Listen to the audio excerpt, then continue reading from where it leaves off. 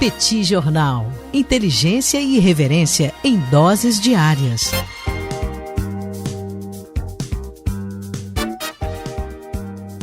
Olá, caríssimos ouvintes do Petit Jornal, caríssimos apoiadores do Petit Jornal. Estamos aqui hoje para mais uma coluna de política internacional para falar sobre a formação de um novo governo no Iraque depois de 6 meses de praticamente vacância no governo. E o processo de escolha do novo primeiro-ministro e de aprovação do novo governo pelo parlamento iraquiano ressalta, explicita algumas das características mais importantes do sistema político iraquiano, profundamente impactado e afetado pelo sectarismo tão presente naquele país. Se você já ouve o Petit Jornal há algum tempo, você deve se lembrar que em novembro do ano passado, o então primeiro-ministro, Adel Abdul Mahdi, renunciou ao cargo de primeiro-ministro depois de enormes manifestações que se espalharam pelas principais cidades do país. Uma das grandes reclamações dos manifestantes era o fato de o Iraque estar sempre dividido entre aqueles que estão mais alinhados aos Estados Unidos e aqueles que estão mais alinhados ao Irã, o que levava, portanto, o Iraque a um sistema paralisado por dois países que têm uma influência grande demais nas políticas nacionais. E, como vimos, esses manifestantes tinham razão. Talvez vocês lembrem que em janeiro desse ano tivemos momentos extremamente tensos no Iraque, quando Soleimani, um general iraniano, foi assassinado por forças americanas dentro do Iraque, o que colocou, portanto, esse país como um campo de batalha fundamental entre Estados Unidos e Irã. E a outra reclamação desses mesmos manifestantes era que a classe política iraquiana não consegue dar um direcionamento para o país. Isso acontece, sobretudo, mais uma vez, pelo sectarismo da política iraquiana, em algo que é chamado de Muhassasa. E eu acho importante a gente falar um pouco sobre esse sistema, mais uma vez, a Muhassasa, e por que ela é vista como tão nociva para a capacidade do Iraque de ter um governo estável. A Muhassasa foi estabelecida após a invasão norte-americana ao Iraque no ano de 2003. Naquele momento, se encerrava o governo de Saddam Hussein, um governo ditatorial, e a ideia norte-americana era estabelecer no Iraque um sistema representativo e que garantisse que a divisão de poder, portanto, se desse entre as principais forças políticas, étnicas e religiosas do país, de modo que, a partir daquele momento, a formação do governo depende de uma ampla negociação entre muçulmanos sunitas, muçulmanos xiitas, curdos e outras minorias do país.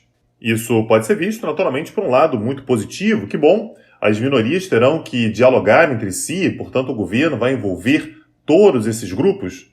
Mas na prática, isso acaba fazendo com que os governos sejam absolutamente híbridos e comandados não por aqueles que seriam os melhores governantes, ou os melhores ministros, ou as melhores partes para se ocuparem dos principais temas do país, mas sim por aqueles que participaram das negociações e tiveram, portanto, seu pedaço de governo concedido a partir de um sistema, esse chamado de Muhassasa.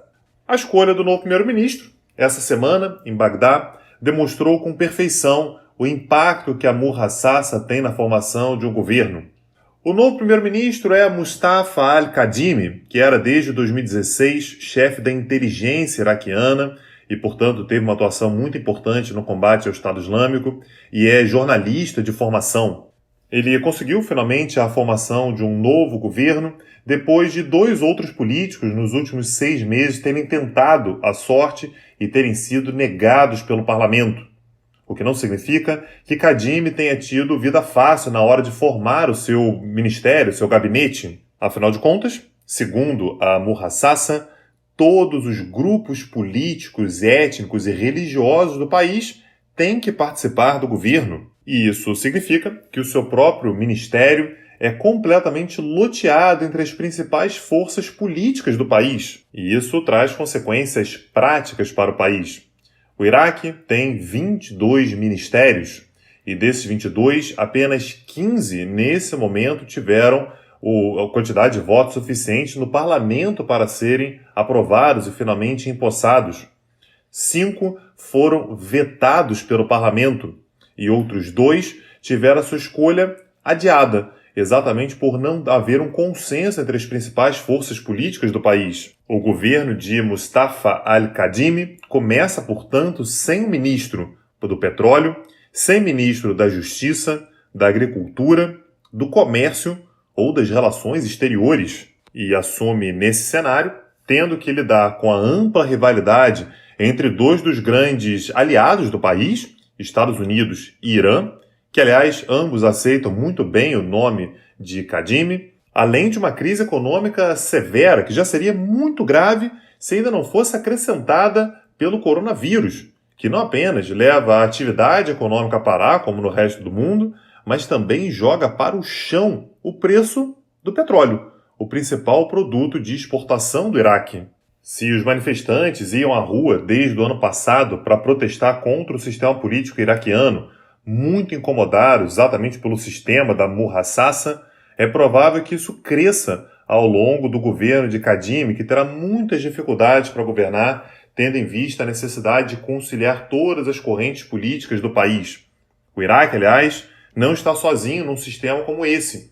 O Líbano, por exemplo, tem um sistema mais ou menos parecido, em que, lembremos, o Guga Chakra falou sobre isso na sua coluna como convidado aqui no início dessa semana. O presidente tem que ser sempre um cristão maronita, o primeiro-ministro sempre um muçulmano sunita, o presidente do parlamento sempre um muçulmano xiita, o que faz com que qualquer governo no Líbano tenha que contar necessariamente com partes das mais diversas do país, incluindo partes rivais entre si, o que dificulta naturalmente que qualquer governo tenha êxito. Não é muito diferente desse sistema no Iraque, que é a Muhassasa, que fatalmente será muito condenada pela população ao longo dos próximos meses. Pela sua posição geográfica, o Iraque é um daqueles países para os quais a gente sempre tem que olhar para imaginar a estabilidade do Oriente Médio, que é fundamental para imaginar também a estabilidade em boa parte do resto do mundo. E para acompanhar o que acontece no Iraque, você pode nos acompanhar aqui no Petit Jornal. E se você gosta dessa coluna e gostou das colunas anteriores, você pode se tornar um apoiador do nosso projeto, acessando o nosso site www.petitjornal.com.br e acessando a aba Apoie o Petit. Meu nome é Tanguy Bagdadi e eu falo para o Petit Jornal. Petit Jornal. Inteligência e irreverência em doses diárias. Agora, o Petit Jornal está na web www.petitjornal.com.br.